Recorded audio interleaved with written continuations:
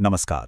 चलिए आज चलते हैं भारत के दिल यानी मध्य प्रदेश के उस इतिहास में जहां की मिट्टी से ऐसे वीर नायक पैदा हुए जिन्होंने अपने साहस और बलिदान से इतिहास की धारा ही मोड़ दी। देखिए, मध्य प्रदेश को हम सिर्फ भारत का हृदय नहीं कह सकते। ये असल में जनजातीय चेतना और उनके संघर्ष की भूमि है। यहाँ का इतिहास सिर्फ किलों और महलों में नहीं, बल्कि यहाँ के जनजातीय नायकों के अदम्य साहस में लिखा गया है। और वो केवल योद्धा नहीं थे, बल्कि एक बहुत बड़े सामाजिक बदलाव के प्रतीक थे। तो इन महान लोगों के बारे में जानने से पहले एक सवाल मन में आता है ना, कि आखिर ये जनजातीय विभूति होती क्या है। तो समझिए, ये वो लीडर्स थे, वो नायक थे जिन्होंने अपने समाज के लिए, उनके अधिकारों के लिए और देश की आज़ादी के लिए एक बहुत बड़ी और निर्णायक लड़ाई लड़ी। तो चलिए कहानी के पहले पड़ाव पर चलते हैं और मिलते हैं निमाड़ के उन निडर भील योद्धाओं से जिन्होंने अंग्रेजी हुकूमत के खिलाफ बगावत की, वो पहली चिंगारी जलाई थी जो बाद में मशाल बन गई। और इस कहानी की शुरुआत होती है एक ऐसे नाम से जिसने अंग्रेजों के दिल में खौफ और गरीबों के दिल में एक उम्मीद जगा दी थी। नाम था टंट्या मामा। 1842 में खंडवा की पंधाना तहसील में इनका जन्म हुआ था। और ये बात बहुत दिलचस्प है। सोचिए, उनका जिक्र 7 समंदर पार द न्यूयॉर्क टाइम्स में हुआ। उन्हें द इंडियन रॉबिन हुड कहा गया। क्यों? क्योंकि वो अंग्रेजों और उनके चापलूसों से पैसा लूटते थे और उसे गरीबों और जरूरतमंदों में बांट देते थे, बिल्कुल रॉबिन हुड की तरह। पता है, सिर्फ 15 साल की उम्र में उन्होंने 1857 की क्रांति के नायक तात्या टोपे से गोरिल्ला वॉरफेयर यानी कि छापामार युद्ध की कला सीखी और फिर अंग्रेजों के खिलाफ 24 से भी ज्यादा लड़ाइयां लड़ी।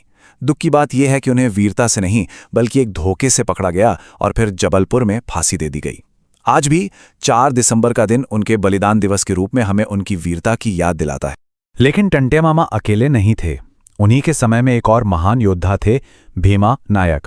इन्होंने पश्चिमी निमाड़ यानी आज के बड़वानी इलाके से भील विद्रोह की कमान अपने हाथों में ली थी। अच्छा, अब यहां पर जरा ध्यान दीजिएगा, खासकर वो लोग जो परीक्षा की तैयारी कर रहे हैं। यहां अक्सर गलती हो जाती है। उपाधि तो दोनों को मिली रॉबिन हुड की, लेकिन टंट्या मामा थे इंडियन रॉबिन हुड और भीमा नायक थे निमाड़ का रॉबिन हुड। इलाके भी अलग थे, टंट्या मामा का खंडवा और भीमा नायक का बड़वानी। ये छोटा सा फर्क याद रखना बहुत जरूरी है। तो संघर्ष की ये आग सिर्फ जंगलों और पहाड़ों तक ही नहीं थी, ये राजमहलों तक भी पहुंच चुकी थी। चलिए अब कहानी को महाकौशल की तरफ ले चलते हैं और देखते हैं उस गोंड राज परिवार को जिसने आजादी के लिए अपना राजपाट, अपना सब कुछ न्यौछावर कर दिया।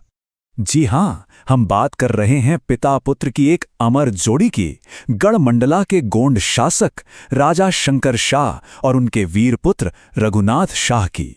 इन दोनों ने हथियार नहीं उठाए, बल्कि अपनी कलम को हथियार बनाया। अपनी क्रांतिकारी कविताओं से लोगों के दिलों में आज़ादी की ऐसी आग लगाई कि अंग्रेज हुकूमत हिल गई। और इसका बदला अंग्रेजों ने बहुत क्रूरता से लिया। उन्हें तोप के मुंह से बांधकर उड़ा दिया गया। 18 सितंबर 1857 की ये शहादत उन्हें गोंडवाना के स्वाभिमान का एक अमर प्रतीक बना गई। देखिए, आज़ादी की लड़ाई सिर्फ जमीन की नहीं थी, ये अपनी पहचान, अपनी संस्कृति को बचाने की भी लड़ाई थी। और ये लड़ाई लड़ी गई रंगों और कूची से। और इस लड़ाई के 2 सबसे बड़े सिपाही थे, भूरीबाई और जनगढ़ सिंह श्याम। इन्होंने अपनी सदियों पुरानी जनजातीय कला को, जो गांवों की दीवारों तक सीमित थी, उसे कागज और कैनवस पर उतारा और पूरी दुनिया के सामने ले आए। भूरीबाई ने भील पिथौरा कला को एक नई पहचान दी, तो जनगढ़ सिंह श्याम ने गोंड कला को। और देखे उनकी इस कला की गूंज कहां तक पहुंची। भूरीबाई, भज्जू सिंह श्याम, दुर्गाबाई व्याम, इन सभी कलाकारों को पद्मश्री जैसे देश के सबसे बड़े नागरिक सम्मानों से नवाजा गया। ये इस बात का सबूत है कि हमारी जनजातीय कला में कितनी ताकत और कितनी खूबसूरती है। तो चलिए अब आते हैं सबसे जरूरी हिस्से पर, वो हिस्सा जो परीक्षा के नजरिए से बहुत महत्वपूर्ण है। इन सारी कहानियों और तथ्यों को परीक्षा में सफलता के लिए कैसे इस्तेमाल करना है। आइए सारे जरूरी पॉइंट्स को एक साथ समेटते हैं। देखिए, परीक्षा में जो सबसे आम सवाल बनता है वो है सही जोड़ी मिलाइए। ये टेबल बस उसी के लिए है। याद रखना है कि टंट्या मामा और भीमा नायक भील जनजाति से थे, शंकर शाह गोंड जनजाति से थे और सीताराम कंवर भिलाला जनजाति से। इस टेबल को अगर दिमाग में बिठा लिया तो समझिए एक सवाल तो पक्का हो गया।